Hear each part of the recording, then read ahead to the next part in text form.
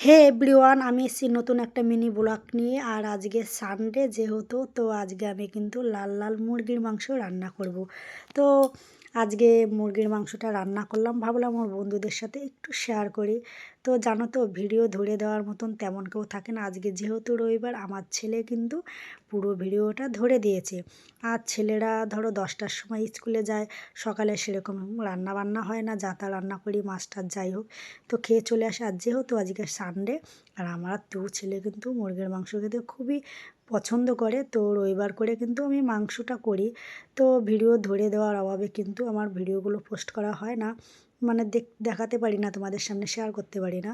তো আজকে যেহেতু ছেলে বাড়ি আছে, ছেলের মুডটাও ভালো ছিল, বললাম বাবু একটু ধরে দে, তো ও কিন্তু ধরে দিয়েছে। তো আমি কি করে মুরগির মাংসটা রান্না করি, তো সেটাই তোমাদের সামনে আজকে শেয়ার করব। আমার কিন্তু মিক্সচারে আমি মশলা মিক্সড করে নিয়েছিলাম। পেঁয়াজ আছে এখানে, রসুন ছিল, আদা ছিল, ধনে বাটা ছিল, ধনে ছিল, আর হচ্ছে জিরে ছিল, একটা টমেটো ছিল, পেঁয়াজ ছিল একটুখানি, সব কিন্তু মিক্সচারে মিক্স করে আমি কিন্তু কাঁচা মাংসটা সুন্দর করে মানে মাখিয়ে নিয়েছি। আর আমি কিন্তু অন্যভাবেও মাংসটা করি, আজকে একটু ভাবলাম একটু আলাদা করে মাংসটা রান্না করে। আমি আগে কড়াইতে করে মাংসটাই কষাই নিই, মানে হাতে মানে কাঁচা মাংসটা করি না, তো যাই করে নিয়েছি। তো যাই হোক, এইবার মাংসটা আমি ওইদিকে মাখিয়ে নিতে নিতে আমি কড়াইতে সর্ষের তেল দিয়ে দিলাম। আর সর্ষের তেলে কিন্তু সব রান্নায় কিন্তু টেস্ট চলে আসে। তো দিয়ে আমি একটু চিনি দিলাম, চিনি দেওয়ার পর, চিনি দিলে কিন্তু কালারটা ভালো আসে, একটু দেখতেই পারছো। তেজপাতা দিয়ে দিলাম, পরিমাণ মতন জিরে দিয়ে দিলাম। আর এইখানে আমার আছে 1 কিলো মাংস, তা 1 কিলো মাংসতে যে মশলাটা লাগে সেই পরিমাণ মতনই কিন্তু আমি দিয়েছি। তো এদিকে আমি অর্ধেক পেঁয়াজ মানে মিক্সচার করে নিয়েছিলাম, মাংসটা মাখিয়ে রেখেছি, আর অর্ধেক আমি ভেজে নেব। তো বাদামি কালারের মতন ভাজা হয়ে গেলে পরে তারপরেই কিন্তু আমি মাংসটা দিতে থাকবো। তো তোমরা, তো আমার একটু তেল কম হয়ে গেছিলো, ওই কারণে কিন্তু আমি আর একটু সর্ষের তেল দিয়ে দিলাম। আর আমি কিন্তু একবারেই তেলটা দিই, তোমরা চাইলে কষানোর সময় আর একটু দিতে পারো, কিন্তু আমি কিন্তু একবারেই তেলটা দিয়ে দিয়েছি, আমি আর তেল ব্যবহার করব না।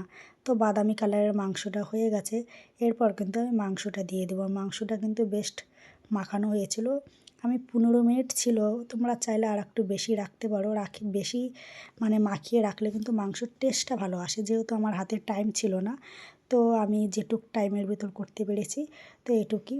তো চলো, মাংসটা কিন্তু আমি সুন্দর করে মশলাটা দিয়ে এবার কষিয়ে নেব। তো তো কে মাংস, আজকে রবিবার, কে মাংস, কার কার বাড়িতে মাংস রান্না হয়েছে অবশ্যই কিন্তু কমেন্টে জানাবে আমার প্রাণ প্রিয় বন্ধুরা।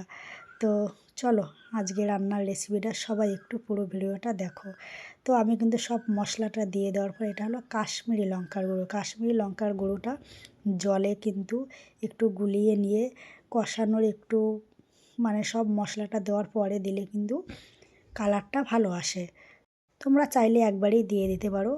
তো কাশ্মীরি লঙ্কার গুঁড়োটা দেওয়ার পরে, এটা হচ্ছে গিয়ে মিট মশলা, মিট মশলা কাশ্মীরি লঙ্কার গুঁড়ো দিয়ে কিন্তু আমি সুন্দর করে এবার কষিয়ে নেব।